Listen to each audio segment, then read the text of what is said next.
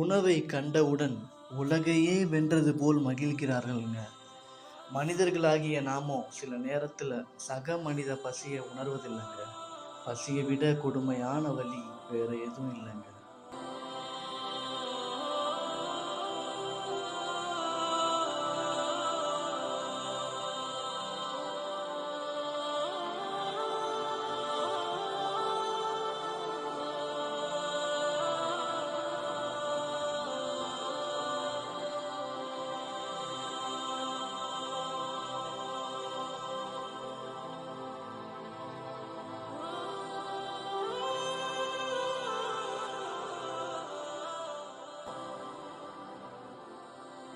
அதனால நாம் ரோடோரத்தில் போகிறப்போ யாராவது ஒருத்தவங்க சாப்பாடு இல்லாமல் கையேந்துறப்போ தயவு செஞ்சு ஒரு வேளை உணவாவது வாங்கி கொடுங்க.